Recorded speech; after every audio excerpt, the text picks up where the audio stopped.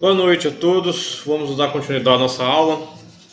Nesses dias de estresse, cansaço, isolamento e quarentena, mas sem parar com a vida, tentando tocar ela do jeito que nós conseguimos, nas nossas condições. Vamos dar continuidade à nossa aula. Essa aqui é a penúltima aula minha sobre essa discussão do método ou dos fundamentos da metodologia científica. É importante passar por esse texto para daí avançar no outro texto que nós iremos discutir. Ainda estou pensando na forma como vou trabalhar com esse texto, que é o próximo texto, que é a pesquisa em educação, que eu apresentei para vocês em sala de aula, mas até lá vamos terminar com isso aqui. Hoje, basicamente, vou discutir com vocês a questão do conhecimento científico e demais conhecimentos e, posteriormente, a diferença entre método e métodos ou metodologias, para que vocês entendam mais ou menos o aspecto que faz uma abordagem dos aspectos técnicos, ou seja, do método e da metodologia. Rapidamente vou passar pelas formas de conhecimento. O conhecimento que nos interessa, obviamente, é o conhecimento científico. É esse que nós vamos trabalhar e tentar apresentar aqui para vocês desenvolverem seus trabalhos de TCC. E, claro, já pensar o projeto de pesquisa. Esse projeto de pesquisa deve ser pensado por vocês de modo calmo, mais concreto e efetivo, porque é um dos quesitos da disciplina. No segundo bimestre, tudo correndo bem, no segundo bimestre nós iremos trabalhar esse projeto, seja de forma presencial ou seja de forma online, como nós estamos fazendo aqui nesse momento, mas é um elemento fundamental. Estabelecer esse primeiro projeto, a primeira proposta de pesquisa, é importante porque te dá um norte. O que eu quero pesquisar? O que eu vou pesquisar? Como? Quando? Aonde? São perguntas que devem estar na mente de vocês e vocês devem sempre voltarem a elas para que vocês no futuro consigam construir aí o seu projeto, a sua proposta de pesquisa. E no lá para a página 76, se não me engano, enfim, no capítulo 3, tratando dos conhecimentos, é bom vocês retomarem isso aqui. Eu suponho que nas aulas de metodologia científica vocês já viram falar, mas lá estava centrado na metodologia científica, aqui nós estamos centrados na pesquisa e educação, mas como as disciplinas andam paralela ou juntas umas às outras, é importante passar por elas novamente para vocês relembrarem alguns pontos. A ciência responde todos os nossos questionamentos, ou resolve a nossa vida, ou resolve todos os problemas da nossa vida? Não resolve. Ela às vezes até atrapalha em certos momentos, mas em outros é fundamental. Para a nossa atual sociedade, para a nossa sociedade moderna, o conhecimento científico é o conhecimento que de certa forma rege a nossa vida.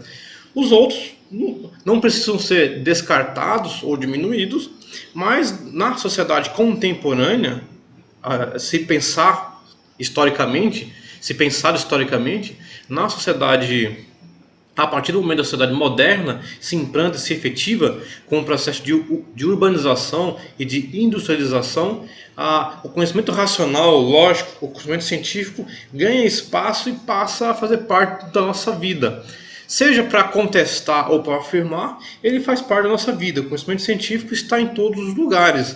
No marketing, na propaganda política, na escola, enfim, faz parte do nosso dia a dia. Às vezes a gente nem percebe, mas faz parte do nosso dia a dia. Então, rapidamente passando por esses conhecimentos, para que vocês, quando forem escreverem o TCC de vocês e, claro, o projeto de pesquisa também, já pensem, eu tenho que produzir algo que seja o mais próximo possível do científico. Como assim? Que seja o mais próximo possível do científico é aquele que pode ser verificado, é aquele que pode ser testado, é aquele que pode ser encontrado. E, consequentemente, não é porque eu acho, porque eu penso, mas porque as evidências, as provas que eu trabalhei, os instrumentos que eu trabalhei, me possibilitam ter essa visão. Seja de modo geral, seja de modo particular, dois caminhos que você pode estabelecer na análise científica, mas ela possibilita você avançar no conhecimento. E se outra pessoa que duvida ou que queira fazer um reteste, queira passar pelo mesmo caminho que você passou, consiga fazer isso de modo verificável. Então, O conhecimento científico é aquele que é racional e que trabalha com prova. Nós, nas ciências humanas, nós não trabalhamos com a prova explicitamente, como é pensado numa lógica newtoniana, mas nós trabalhamos com a comprovação. E essa comprovação é o que nos dá o caminho para que os nossos argumentos, as nossas produções tenham efetiva funcionabilidade, ou seja, ou tenha também plausibilidade, seja aceito. Então a autora faz rapidamente aí uma passagem histórica sobre as questões do desenvolvimento do conhecimento científico. Eu vou pular essa parte e vou direto para o 3.1.1, correlação entre conhecimento popular e conhecimento científico. Como nas outras vezes, vou tentar gravar aqui um vídeo rápido de 1 hora, no máximo 1 hora, para que depois disso a gente faça a discussão e posteriormente eu lance a questão para que vocês consigam responder, ou seja, para que eu possa verificar. Em sala de aula é fácil, eu faço a explicação, nós damos um intervalinho ali para tomar uma água, volto e nós discutimos. Então eu posso ouvir, posso ver, posso sentir o que cada um está dizendo, pensando sobre o assunto. Como não tenho desse recurso, porque nós estamos nesse período de isolamento social e nem todo mundo tem uma internet boa para que a gente possa usar outros recursos de videoconferência reunindo várias pessoas, muitos dos colegas de vocês usam dados móveis e os dados móveis não permitem usar esse recurso aqui em Jussara, né? Logicamente que em outros lugares até permitiria, mas aqui em Jussara os dados móveis são muito ruins e devido a isso a gente não consegue ter o acesso pleno. Então, consequentemente, fica entrando e saindo, você não consegue visualizar as discussões. Então, perante isso, usei esse recurso, porque o aluno vai ler, vai ouvir a explicação e acompanhar aqui o desenrolar do texto e, posteriormente, lançar a sua resposta lá abaixo no YouTube, né, que é uma prova de que nós estamos fazendo aqui nosso trabalho, estamos desenvolvendo aqui nosso trabalho, por um lado. Por outro, é a maneira que eu vou ter para avaliar vocês, para acompanhar o que vocês estão aprendendo ou não da nossa disciplina. Toda questão que você tiver, toda dúvida, ou todo comentário e sugestão que você tiver, anote aí, marque aí, depois lá no WhatsApp, lá no nosso chat, né, discussão. Veja que, né, o YouTube é a aula, o WhatsApp é o chat e os comentários é a forma de registro. Para você ver como é que as coisas, né, ganham um contorno diferente. Então, anotem aí para depois nós discutirmos. Bom, o conhecimento vulgar ou popular, e às vezes denominado de senso comum, não se distingue do conhecimento científico nem pela veracidade nem pela natureza do objeto conhecido. O que os diferencia é a forma, o modo ou o método e os instrumentos de conhecer. Ou seja, basicamente a autora nos dá a ideia, e vocês devem lembrar disso, que a diferença do conhecimento popular para o conhecimento científico é o método. Enquanto um parte daquilo que é vivenciado e esse vivenciado é compartilhado por outros e passa a ser uma verdade provisória, falível, o outro, o conhecimento científico, não é porque eu vivenciei, mas porque eu verifiquei. E não só verifiquei, testei 1, 2, 3, as vezes que foram necessárias para eu poder produzir um enunciado, produzir algo que seja passivo de verificação e carregue inteligibilidade. Ambos procuram a objetividade, mas um tem o caminho de busca da verdade, e de uma verdade que não seja só minha, mas seja de todos, e o outro parte de uma verdade que é muito mais subjetiva, muito mais parcial. Nós já sabemos há muito tempo que não existe imparcialidade na ciência. Todo conhecimento, por mais exato que seja, ele tem uma certa tendência, ele vai por um caminho, mas a ciência, no seu ato de produção do conhecimento, pelo menos, talvez no seu uso ganhe novos horizontes, mas no seu ato de produzir o conhecimento, tenta ser o mais próximo da verdade possível. Então, por isso que a autora vai trazer para nós que a busca do verdadeiro e do comprovável é o que dá o caráter científico das coisas.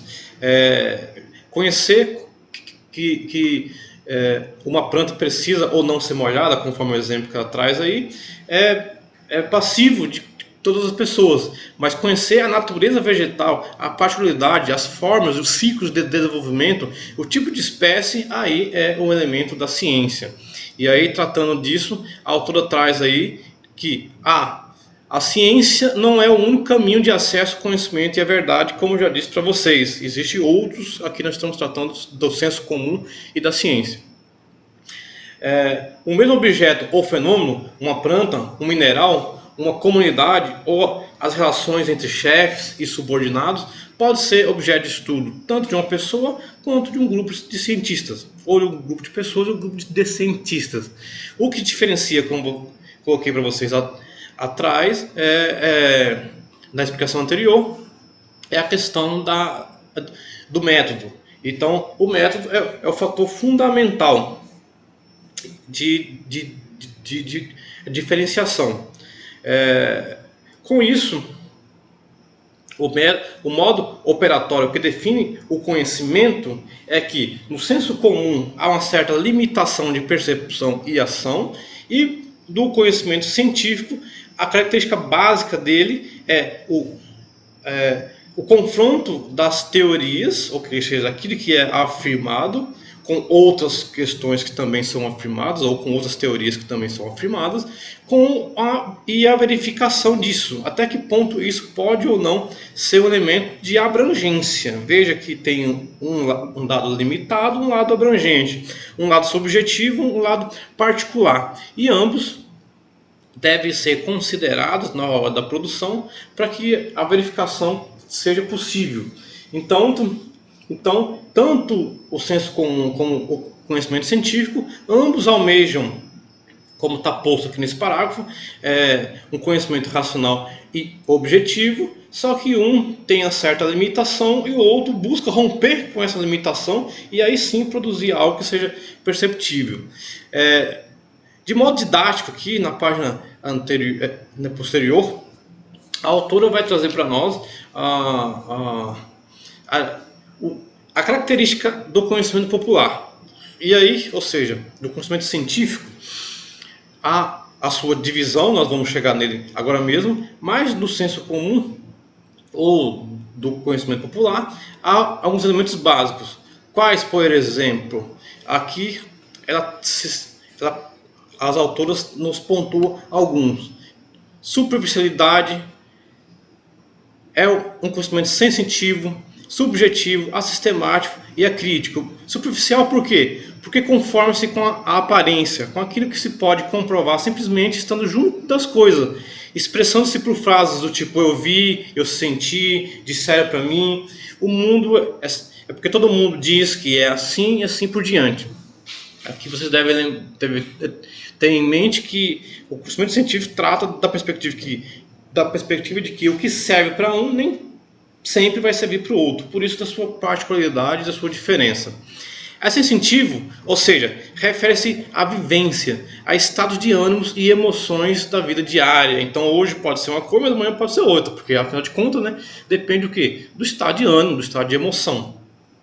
É subjetivo, pois o próprio sujeito que organiza as suas experiências e conhecimento, tanto os que adquire por vivência própria, ou por experiência de outros, né? Por ouvir dizer, porque todo mundo diz que é assim, assim e assim por diante.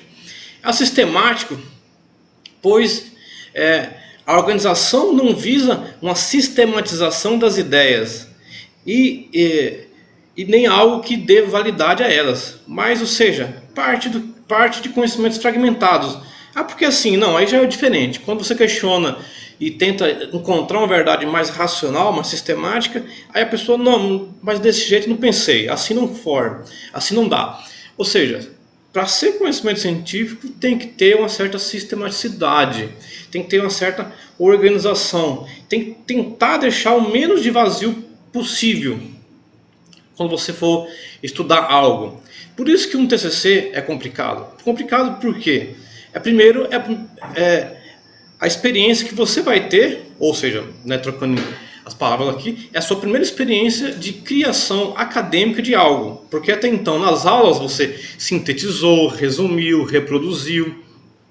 professor, mas você agora, enquanto alguém que está terminando um curso, vai pegar algo, estudar esse algo e produzir você mesmo, e não a partir da sua experiência, do seu dado sensitivo, subjetivo e acrítico, mas pelo contrário, tem que ser algo sistemático, tem que ser algo crítico, tem que ser algo objetivo, não tem que depender do seu estado de ânimo, tem que depender daquilo que é, ou daquilo que mais possivelmente seja próximo do real. Não pode ser superficial, tem que ser algo profundo. Então, avançar na produção de um conhecimento é fazer diversas leituras. Então, por isso que lá no início nós falamos de ler, ler, ler muito, para a partir disso fazer as verificações, depois disso analisar as fontes e a partir do que a fonte te dá, por mais surpresa que te dê, por mais desânimo que te dê, levantar os elementos e fazer as suas afirmações.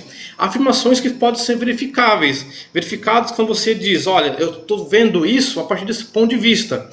Apesar de que, se fosse olhado por essa perspectiva, nós teríamos isso, se fosse olhado por outra perspectiva, nós teríamos isso, e assim sucessivamente.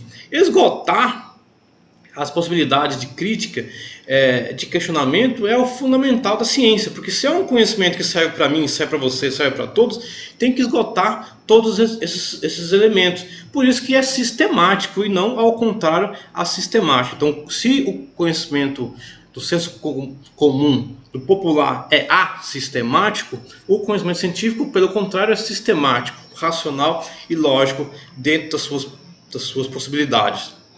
Aqui estou falando de possibilidades porque nós trabalhamos no campo das ciências humanas, e o campo das ciências humanas, como vocês lembram, acabei de afirmar, não trabalha com a prova, trabalha com a comprovação. Então, analisar um fragmento literário, analisar um comportamento de uma criança, analisar um método de alfabetização, é dentro de uma possibilidade, porque se você amplia essa possibilidade, você muda o foco, você muda o método de abordagem, a técnica, se você muda o olhar, você terá novas respostas. Então é por isso que é dentro de uma de um certo limite, mas esse limite, como diz, não foge àquilo que é mais próximo do real, que mais se avizinha do real. E se é acrítico, o conhecimento do senso comum, popular, o conhecimento científico, por sua vez, é sempre crítico, né? Sempre tentando ser o mais próximo possível daquilo, como disse para vocês, que esgota todas as possibilidades. Aqui há uma diferenciação didática, mais uma vez. A autora trabalha para alunos de início de curso, então ela sempre tem essa preocupação de ser didática nas suas explicações. Por isso que eu gosto de trazer esse texto para daí avançar no pesquisa e educação. É um texto mais complexo, mais difícil, então preparo vocês aqui inicialmente para depois avançar no outro texto que é um pouquinho mais complexo. Não é tão difícil, basta leitura, como a autora já nos ensinou. Ler de novo, marcar, sublinhar, resumir, sintetizar, é o caminho da descoberta do que há ou não em certas coisas. Então,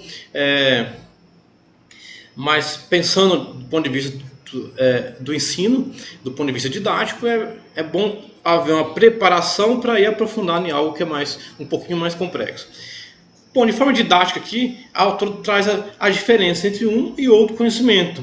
Enquanto que um é valorativo, o outro trabalha com o real. Enquanto um trabalha com o aspecto reflexivo, o outro trabalha com o contingente. E contingente aqui quer dizer no sentido de tocar, atingir, avizinhar, se aproximar o mais possível do real, o mais possível daquilo que é. Não que o conhecimento científico não seja reflexivo, sim, a reflexão, mas a reflexão sempre voltada para o real, para se aproximar daquilo que realmente é.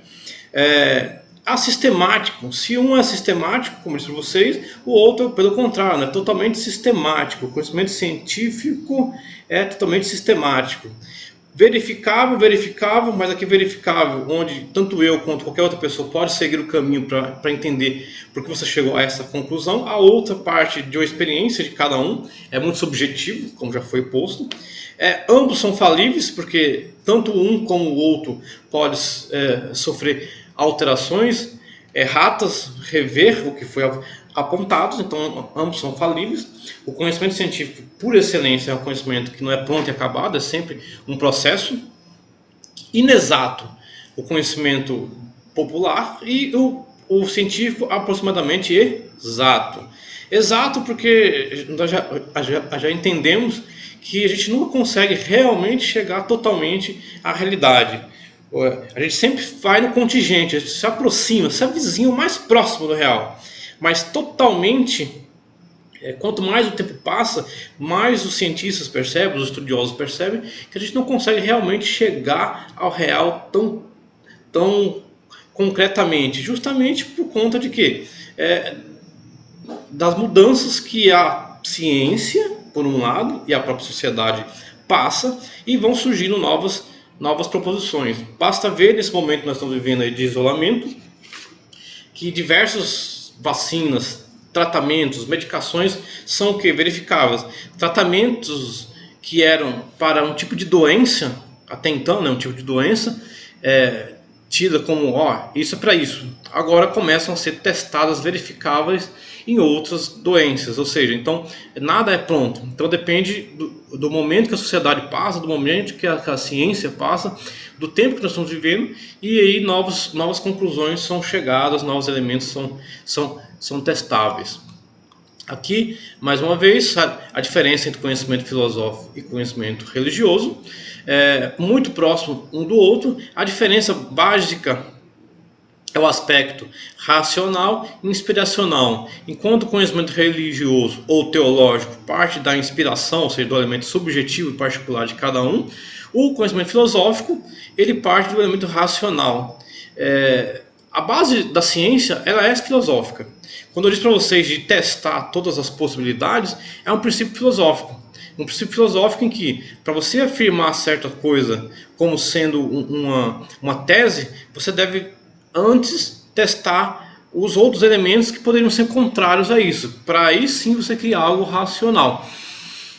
Enquanto que o elemento inspiracional parte de cada um, né? É sentido, é visto por cada um. Não há um elemento lógico, racional, no sentido de verificação de todos os argumentos e as propostas apresentadas.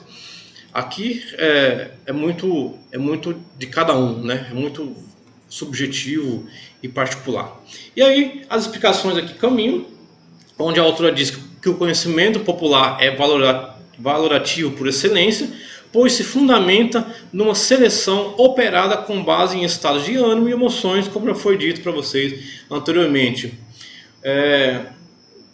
Sem aprofundar nele, basicamente a autora aqui pega aquilo que está posto lá em cima, né, esses elementos aqui, os elementos que ela elencou, e vai discuti-los um a um aqui nesses pontos. Eu vou deixar que vocês leiam mais uma vez, mas é basicamente a explicação que eu dei para vocês. Avançando no conhecimento filosófico da mesma forma, ela vai explicar o que cada um tem, o que cada um apresenta dos pontos que ela elencou lá. Um fator importante é que o conhecimento científico parte da experimentação, ou seja, o conhecimento filosófico é caracterizado pelo esforço da razão pura para questionar os problemas humanos e poder discernir entre o certo e errado, unicamente recorrendo às luzes da própria razão humana. Não existe inspiração divina, não existe algo do sobrenatural, mas basicamente humana. É racional em virtude de consistir no conjunto de enunciados logicamente correlacionados. Relacionados ao quê? À afirmação, à postura, ao que é dito, ao que não é dito e assim por diante. Então, ela parte desse princípio de você confrontar aquilo que é posto com as reais intenções que podem haver por trás do que é afirmado. Então, tanto aquilo que é premente como aquilo que está por trás consiste em elementos do conhecimento filosófico. A diferença é que o conhecimento filosófico tenta apresentar algo que seja, como eu disse, mais próximo do real, mas, por outro lado, seja de domínio geral. E aí, se a exigência da filosofia é um elemento lógico, a ciência não foge a isso, mas, contudo, o método por excelência da ciência é o experimental. Ele caminha apoiado em fatos reais e concretos. afirmando somente aquilo que é autorizado pela experimentação, ou seja, o experimento é fundamental. A filosofia não, como eu disse para vocês, é um conhecimento também valorativo, muito próximo, como já está aqui no próximo parágrafo, ao religioso. Eu estou tentando acelerar um pouco, né? Vocês podem ver que eu estou tentando acelerar, ouvir aí, mas é porque eu estou interessado mesmo em apresentar as questões do método. Mas é importante lembrar disso aqui. Eu não vou aprofundar aqui nos elementos do conhecimento religioso, mas é praticamente um ato de fé. É um ato que é interpretado dentro de elementos particulares, onde existe uma força sobrenatural, uma força externa, enquanto conhecimento científico parte para entender a natureza e o homem. O conhecimento filosófico tenta entender também a natureza, mas sobretudo o homem. O conhecimento religioso tenta dar uma explicação para tudo isso, mas dentro de um aspecto de fé, de revelação, de alguma força maior, que por sua vez faz uma revelação onde as pessoas têm o conhecimento. Esse conhecimento é o conhecimento que dirige algumas pessoas em algum momento da vida, ou em vários momentos da vida. Como eu disse, não é um conhecimento inválido, ele é válido, serve para guiar algumas pessoas em certas ações, mas para uma sociedade moderna, como eu disse a vocês agora há pouco, o que nos importa é o conhecimento científico. E aqui na universidade, na disciplina de pesquisa e educação, e pensando academicamente, o conhecimento científico é o conhecimento que nos dá a base para se pensar a forma como nós vamos escrever nossos trabalhos, ou a forma como nós lemos o trabalho, os trabalhos, os livros. Então, se eu vou ler um livro de literatura, eu tenho uma percepção, é diferente. Se eu vou ler um livro com inspiração religiosa, eu tenho outra. Agora, se eu leio um livro com um olhar científico, racional, eu tenho que ter respostas para aquilo que o autor se propôs a analisar, a entender. E isso não pode ser de modo aleatório, tem que ser de modo acadêmico, ou seja, de modo científico, se aproximar. Então, finalmente, conhecimento científico. Depois de ela passar pelo conhecimento do senso comum, pelo filosófico e pelo teológico, as autoras chegam ao conhecimento científico, que tem alguns elementos fundamentais, como está posto nesse parágrafo aqui. Finalmente, o conhecimento científico é real, factual, porque lida com ocorrências ou fatos, isto é, com toda forma de existência que se manifesta de algum modo. Constitui um conhecimento contingente, como eu disse anteriormente, que se aproxima, que toca, que vai mais próximo do real, pois suas proposições ou hipóteses têm sua veracidade ou falsidade conhecida através da experiência e não apenas pela razão, como ocorre com o conhecimento filosófico. Se a razão direciona o conhecimento filosófico, a razão também é elemento fundamental da ciência, contudo, uma razão que parte pela experimentação.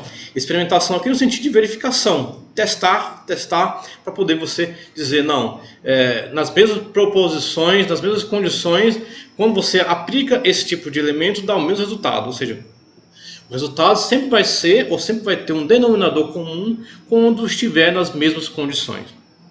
É sistemático, já que se trata de um saber ordenado logicamente, formando um sistema de ideias, teorias, e não conhecimentos dispersos e desconexos.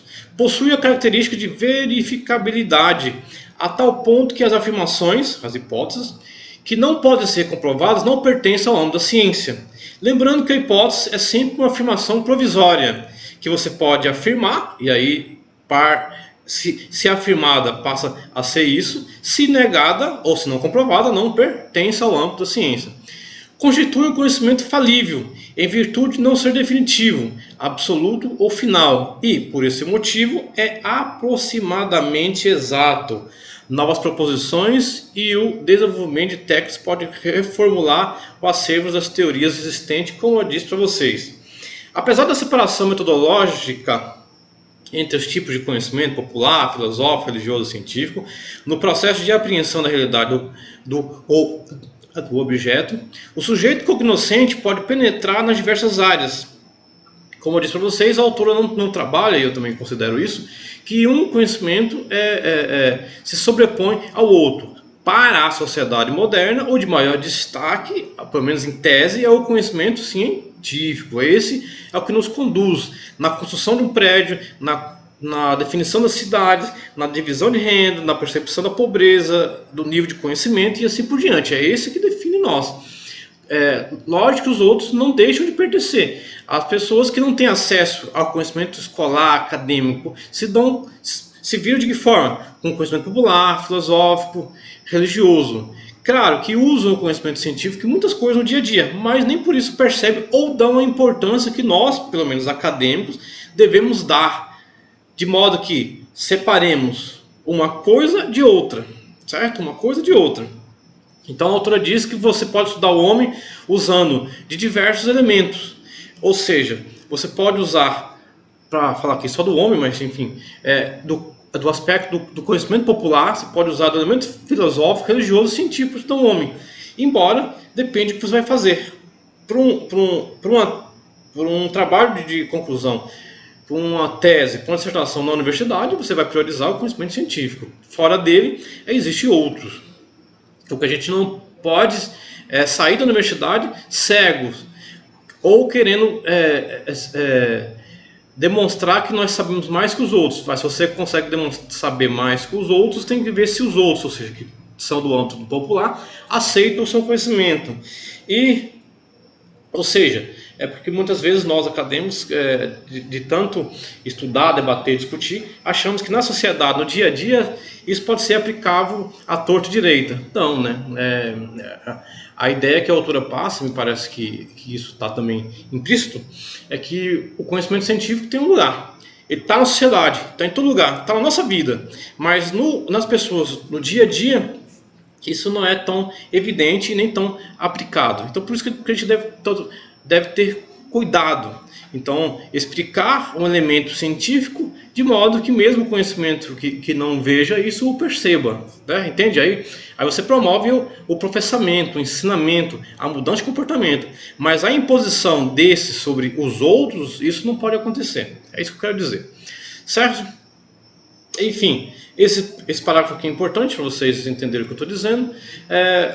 Aqui, sobre a questão da ciência, como eu disse para vocês, a autora tentando ser didática, usando de um autor que ela toma por base, lembra para vocês, confrontar teorias com teorias, então usando de um autor, num livro específico, ela vai apontar o conceito de ciência. E para ela, objetivo ou finalidade. Então, as ciências possuem objetividade e finalidade. Preocupação de distinguir a característica comum ou as leis gerais que regem determinados eventos. B, tem uma função. C, dividir em duas vezes. Tem um objeto material e formal. E assim por diante. É um elemento que são aspectos que vêm lá desde a filosofia clássica, mas que tem efeito até hoje na nossa vida. Vocês devem olhar aí para poder avançar. Sobre a divisão da ciência, eu quero dar uma informação para vocês aqui. Elas se dividem nessas áreas, né? Então as ciências são as formais, que envolvem as lógicas e matemáticas, as factuais, que é aquilo que você está mais próximo do real, ou lida com o real, que é a física, química, biológica e outras que compõem as ciências naturais, e as nossas, que é as ciências sociais ou ciências humanas, que é a antropologia, cultural, direito, economia, política, psicologia social, sociologia, história, pedagogia, no caso de vocês. É uma ampla área, é um vasto caminho, uma vasta divisão, mas que ambos fazem parte das ciências sociais. Só para vocês terem uma noção aqui, rapidamente, as ciências sociais, de modo geral, podem ser aquelas que estudam, né? Vejo que essas aqui estudam os aspectos como o próprio nome diz, naturais, natureza. Nada impede, obviamente, das outras ciências também estudarem, mas há um campo específico que se dedica a isso. As ciências sociais, como o próprio nome diz, sociais, vem da sociedade, vem do homem, o ser social.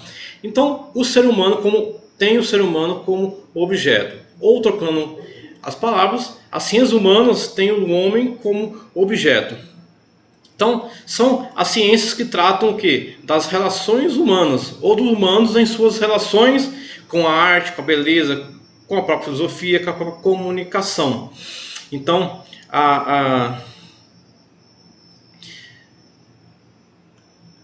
De modo geral, a gente tem, enquanto formação, enquanto cursos que formam pessoas para lidar ou para estudar os homens em sociedade, para estudar o homem em sociedade, a administração pública, a antropologia, a arquitetura, as artes cênicas e visuais, a bibliotecnologia, as ciências contábeis, a política, as ciências políticas, ciências sociais, cinema, o comércio exterior, a comunicação social, a dança, o direito, a economia, a escultura, filosofia, gastronomia, geografia, gerontologia, gestão ambiental, história, hotelaria, turismo, jornalismo, letras, moda, música, pedagogia, pintura, publicidade e propaganda, relações internacionais e públicas, secretariado, serviço social, teatro e outros. Não dá para falar todas aqui, é uma área muito abrangente, mas as ciências sociais são aquelas que estudam os homens, e essas que eu elenquei para vocês rapidamente aí,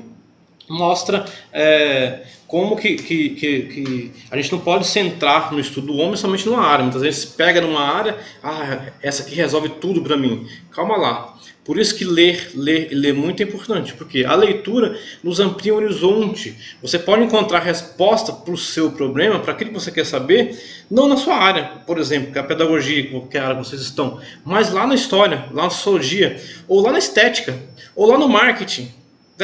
Entender a dificuldade que os alunos têm em aprender certo conteúdo, porque a escola sofre concorrência da mídia.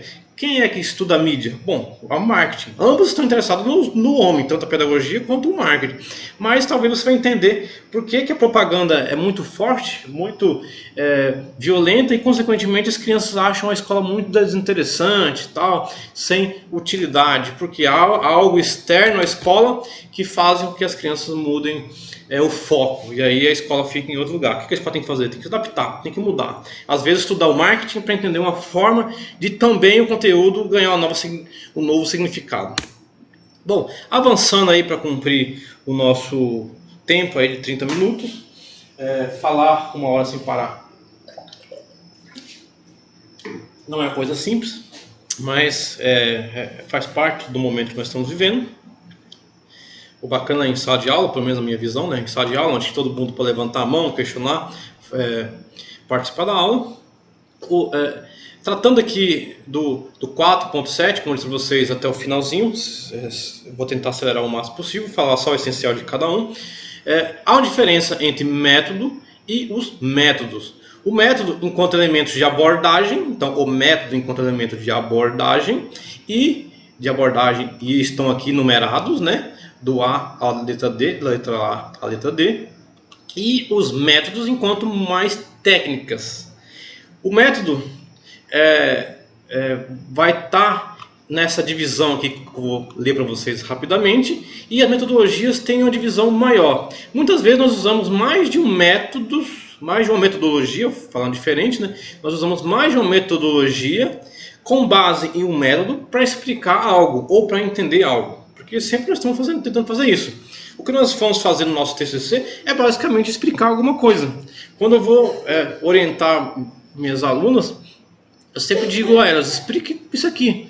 Tome por fundamento uma metodologia, tome por fundamento um método, ou várias metodologias e um método, e às vezes até métodos diferentes, mas explique para mim o que você quer dizer, o que realmente você quer apontar. Para a gente, para quem está construindo o texto e olhando a pesquisa, parece ser muito claro.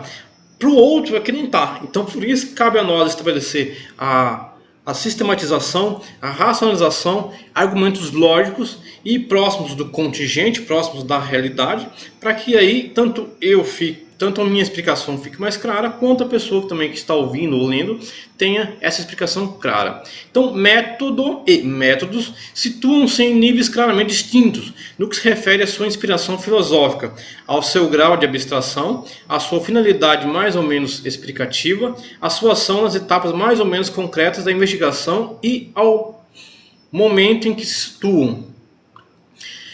Como uma contribuição às tentativas de fazer distinção entre os termos, diríamos que o método se caracteriza por uma abordagem mais ampla, em nível de abstração mais elevado e assim por diante.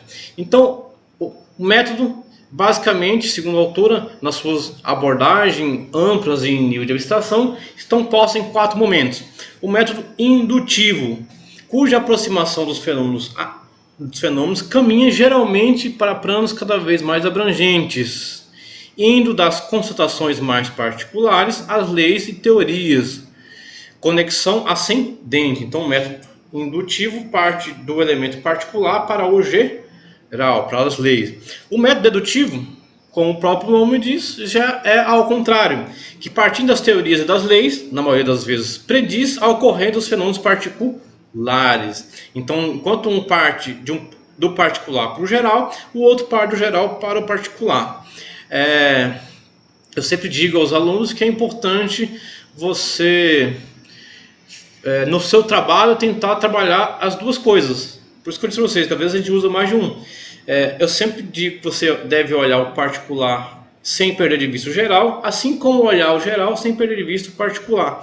Como foi nossa segunda aula. A primeira aula eu apresentei aqui na UEG questões abertas, depois eu apresentei para vocês questões específicas. E aí, com isso que eu estou dizendo, uma análise que correlaciona o geral e o particular é sempre uma análise mais consciente das coisas que estão acontecendo ou das coisas que você está lidando, né? Então é sempre bom apresentar esses dois elementos na sua análise. Nunca perder de vista, né? Olhar, para usar uma metáfora, você olha uma árvore, mas não perde de vista a floresta, ou olha a floresta, mas não perde de vista a árvore. Ou, se você preferir, você olha o aluno, mas não perde de vista a educação, ou olha a educação, mas não perde de vista o aluno ou o professor, depende do que você vai analisar, certo? Método hipotético dedutivo, que se inicia pela percepção de uma lacuna nos conhecimentos, acerca da qual formula hipótese e, pelo processo de inferência dedutiva, testa a predição da ocorrência dos fenômenos abrangidos pela hipótese. E o método dialético, que penetra no mundo dos fenômenos através de sua ação recíproca, da contradição inerente ao fenômeno e da mudança dialética que ocorre na natureza da sociedade, ou seja, das duas razões que acontecem.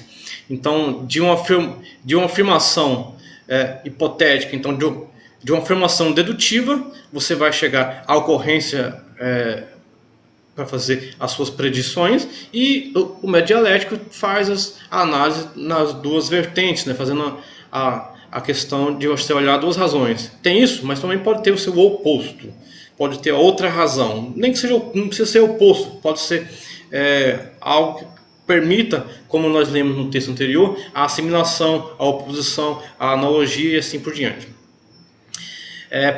Por sua vez, os métodos de procedimento seriam etapas mais concretas da investigação. Veja que aqui tem um elemento abstrato, aqui tem um elemento mais concreto, que seriam os métodos que nós vamos olhar agora.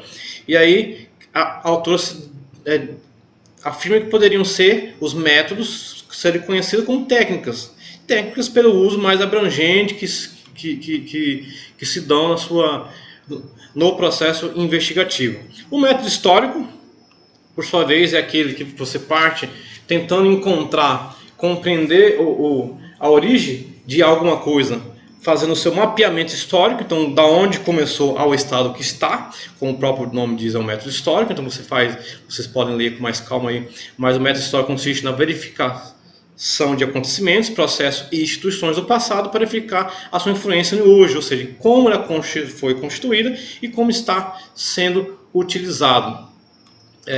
Aqueles parágrafos ela vai dar para a gente, mas é perceber o processo de continuidade.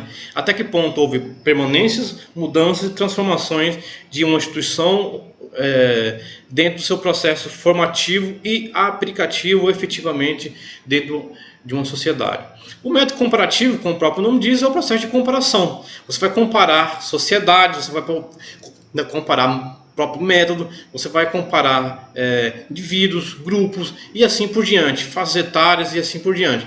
Você vai fazer esse processo de comparação para daí, a partir dessa comparação, estabelecer o seu elemento de verificação, ou seja, a sua síntese, entender o que está acontecendo.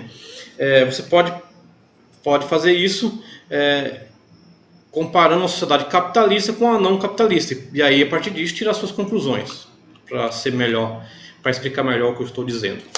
O método monográfico, que estou tentando mais uma vez avançar, porque o tempo passa muito rápido. O método monográfico, que é aquele método que nós vamos mais usar, consiste em empregar o estudo para obter generalizações. Você pode estudar indivíduos, profissões, condições, instituições, grupos ou mesmo comunidades com o objetivo de obter o quê? Generalizações. Como está posto aí, em seu início, o método consistia no exame de aspectos particulares, como, por exemplo, orçamento familiar e etc, etc, para entender o quê? Um aspecto totalitário. Totalitário no sentido de generalização. Então, quando você estuda aí, apenas como exemplo, quando você estuda o déficit de alfabetização, você vai escolher, obviamente, uma série, um grupo de alunos, uma escola, para ter um recorte. Então, você vai ter um recorte espacial, que é o município, uma série e uma escola. Temporal, você vai pegar o ano X. A partir das conclusões que você tem no seu trabalho monográfico, você estabeleceu um trabalho monográfico, isso não impede que você estabeleça estudo estatístico, estudo histórico, funcional e assim por diante. Enfim, você vai estabelecer diversas técnicas. Ao final do trabalho, quando você concluiu o trabalho, o que você fez aplicando a um determinado tempo e espaço específico não impede que você tenha uma visão, não é que mas isso não impede que você tenha uma visão do geral. Então, se na minha escola, se no município X, na escola X, com uma série tal, com os alunos tal, isso acontece, nada impede que possivelmente em outros lugares também aconteça. Lembrando que é um elemento geral. Se para você realmente descobrir um por um, aí você, como a autora usou aqui, você tem que fazer outro tipo de estudo, que é o quê? O aspecto estatístico. Então você pode ter um método monográfico, mas tem dados estatísticos que pegam a abrangência. Então eu vou olhar o Brasil como um todo, vou olhar o estado de Goiás como um todo, do ponto de vista estatístico, né? O déficit de alfabetização que há no estado de Goiás, por exemplo, para a partir dessa análise estatística tirar um aspecto generalizável para apontar natureza, ocorrência e significados que tenham maior comprovação efetiva. Então se aproxima mais do real. Então não dá para falar que do município eu enxergo tudo. Você pode enxergar do ponto de vista abstrato. Lembra lá do método? Do ponto de vista abstrato, sim. Do ponto de vista abstrato, você olha o município e entende o estado como um todo, ao mesmo país. Até porque você tem que fazer leituras para isso, recorrer a autores que estudaram isso tudo. Por outro lado, para fazer de fato a análise de todo o estado de Goiás, ou mesmo do Brasil, você deve recorrer a um elemento maior. E aí a estatística nos ajuda muito e muito mesmo a fazer isso. O exemplo que a autora dá aqui é que o método, não, exemplo não, a explicação que a autora dá é que os processos estatísticos permitem obter um conjunto de complexos,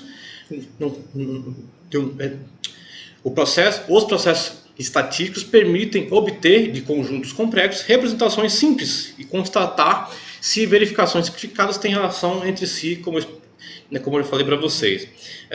Aqui ela dá um exemplo aqui, agora sim, dá um exemplo que ela fala verificar a correlação entre o nível de escolaridade do número de filhos. Quanto maior a escolaridade, menor o número de filhos. Quanto menor a escolaridade, maior o número de filhos. Sim ou não? É verdade? Eu não sei, né? Tem que estabelecer uma relação estatística, uma verificação, porque eu estou falando aqui de escolaridade, não tem um recorte específico, um tempo, lugar específico, é algo abrangente. Então é preciso perceber isso de modo estatístico. Então o método estatístico é, antes de tudo, algo que fornece descrição quantitativa da sociedade, de uma instituição ou de alguma coisa nesse sentido. O método tipológico é o método que foi empregado, segundo a autora, habilmente por Max Weber. Vocês passaram por ele na sociologia da educação, né? Estudando Marx, Durkheim e Weber, vocês passaram rapidamente por ele. Mas é um método, para falar rapidamente, é um método que consiste em um tipo ideal, mais um elemento abstrato. Mais à frente a autora vai nos dar uma explicação, mas ele parte de um elemento abstrato, de um lado abstrato, ou seja, de uma explicação abstrata, para explicar realidade, para explicar a sociedade. Sempre tentando acrescentar alguma coisa. Uma parte aqui interessante é que, para Weber, a vocação prioritária do cientista é separar os juízos da realidade, o que é, e o juízo de valor, o que deve ser, da análise científica, com a finalidade de perseguir o conhecimento pelo conhecimento.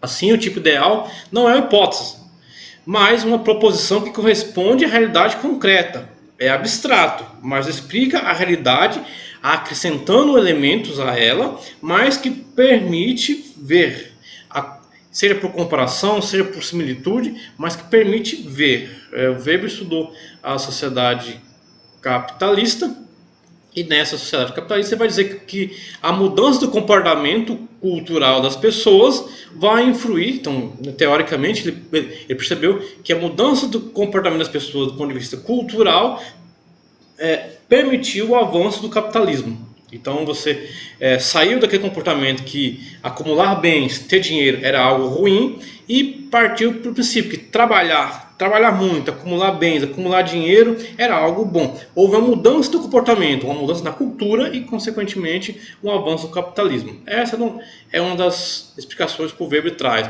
A outra que a autora destaca é sempre que o Weber, quando apresenta um tipo, apresenta um não tipo. Então, se você olha a cidade, você também olha o que não é a cidade, outros tipos de povoamento. Se você olha o capitalismo, você olha outros sistemas que não é o capitalismo. Se você olha a organização burocrática, você vai olhar também a organização não burocrática. Sempre o aspecto comparativo também ajuda a entender. E no método funcionalista, considera-se, né, foi desenvolvido pelo Malinowski, que a investigação parte de, como o próprio nome diz, funcionalista, que as coisas têm funções, que há elementos funcionais. O método funcionalista basicamente consiste ou considera, de um lado, a sociedade como uma estrutura complexa de grupos ou indivíduos reunidos numa trama de ações e reações sociais. De outro, como um sistema de instituições correlacionadas entre si, agindo e reagindo umas em relação às outras. Ou seja, para que uma coisa aconteça, uma outra está acontecendo. Há um elemento de funcional na sociedade que faça com que você tenha aspectos interligados, né? Sempre no dado relacional. Enfim, o ponto-chave dela, você pode tomar aqui, o ponto-chave dela tá em você conhecer a função, por exemplo, da família, né? Deixa eu passar aqui, mas aqui, ó, a função da família, que é ordenar a função básica da família, na relação funcional da família, que é ordenar as relações sexuais por um lado, atender elementos econômicos por outro, fornecer aspectos culturais por outro, mas também transmitir elementos que estão ligados ao status, assim como a escola. Qual que é o elemento funcional da escola? É a formação da população, mesmo em aspectos profissionais. Então o método funcional é isso, vocês vão ler com mais calma, eu já estou avançando, não quero passar de uma hora aqui na minha explicação. O método estruturalista, como o próprio nome diz, é elemento estrutural, foi pensado pelo Lévi-Strauss, né? Enquanto que, para tentar ser o mais breve possível, enquanto que o Weber pensou o dado abstrato para explicar a sociedade, o Lévi-Strauss pensou o lado concreto, para aí sim formar o elemento abstrato. Ou seja, enquanto um estabeleceu a explicação para entender a realidade, o outro partiu da realidade, da observação da realidade, para aí sim estabelecer a explicação e voltar à realidade. Essa é basicamente a diferença entre um e outro, entre o método tipológico e o método estruturalista, mas como o próprio nome diz, parte do elemento estrutural, que intervir na realidade, perceber a realidade. Bom, só que para penetrar na realidade concreta, a mente constrói modelos que não são diretamente observados pela probabilidade, mas retratam fidedignamente virtude, trará, trará. Como o autor disse para vocês, como eu já disse para vocês, partir da realidade para construir a sua explicação. Bom, feito essa breve corrida explicação, né, reconhecidamente, essa breve corrida explicação, eu avanço para vocês aqui nesses elementos falando do quadro de referências. Aqui nesse parágrafo a autora nos diz sobre a questão da abordagem e dos procedimentos. Ela retoma aqui a proposição de que você pode empregar mais de um método para entender certa coisa. E por sua vez aqui, nos quadros de referência, a autora vai falar para nós sobre a questão da teoria, né?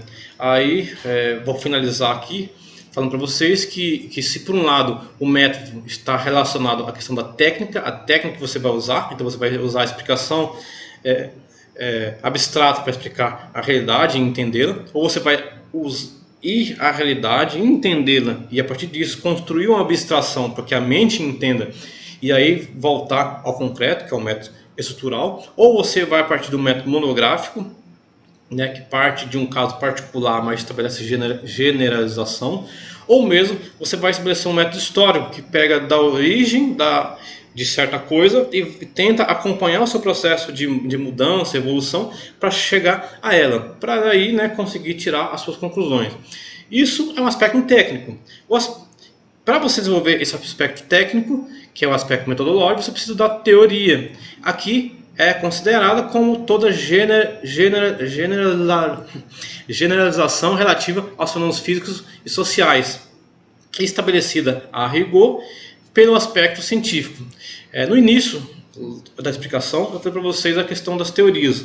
Confrontar, qual o papel fundamental da ciência? Confrontar a teoria que você está tentando formular com as teorias já formuladas, para daí sim você conseguir ter uma visão mais correta ou mais próxima da realidade, né? Essa é a expressão melhor, ter uma visão mais próxima da realidade. Dependendo da teoria que você escolher, você vai confrontar com outras teorias, seja por oposição, assimilação ou mesmo confrontação ou analogia. Mas enfim, a função de você confrontar, ou o objetivo de você confrontar a teoria que você usa e que você tenta construir com as outras já construídas, é justamente esse processo de verificação. Se é algo que não é subjetivo, particular mesmo, que eu acho, então confrontar é importante. Ela faz aqui a autora traz aqui para nós alguns exemplos, né? Não vou entrar neles, mas basicamente é isso. O quadro de referência é aquilo que eu disse lá do início da explicação nossa em outras aulas. É importante você ter o clássico, é importante você ter os autores específicos daquele que você está estudando e os atuais. E nessa relação entra onde? Entra no quadro de referência. Porque é no quadro de referência, aquilo que você quer, com aquilo que foi feito e aquilo que você está estudando, você vai conseguir construir a sua conclusão ou as suas considerações sobre determinado objeto. Então, estabelecer essa relação do que você está fazendo com aquilo que já foi feito é fundamental. Os alunos choram, gritam, reclamam, mas não tem jeito. Eu também sofro por isso no doutorado, e olha que é um negócio muito maior, muito mais complexo. Você tem que ler, você passa 4 anos aí longe do mundo, parece, mas é o único meio possível, né, claro que dentro de uma possibilidade, você não pode ler tudo. O ideal seria isso, mas infelizmente não dá. Mas você faz, por isso que é importante estabelecer os recortes. Então, ler muito, ler o máximo possível dentro de um contexto e estabelecer o recorte para que você consiga enxergar, perceber a coisa que está sendo posta, a coisa que está sendo feita. Então, com maior consciência, com maior sistematicidade, com maior racionalidade. Então, isso é fundamental. Então, vamos lá para o WhatsApp, lá vocês podem perguntar alguma coisa a mais, nosso fórum de debate, vocês podem perguntar algo mais, alguma coisa que eu passei muito rapidamente, alguma explicação a mais que vocês queiram. E depois disso a gente lança outras questões aí para que vocês possam assim, sintetizar esses elementos. Então é importante vocês terem isso em mente. Para a próxima aula nós vamos já discutir a estrutura do projeto, tá? Então eu tenho isso em mente, porque na estruturação do projeto vocês deverão lembrar, ter em mente aqui esses elementos do texto 1, do texto 2 e mesmo da explicação 1 que eu fiz lá na segunda aula, já não presencial, para que vocês tenham maior consciência daquilo que vocês querem fazer, né? O que pesquisar, como pesquisar, onde, como, são questões que devem estar sempre em nossa mente. Então vamos lá para as nossas discussões.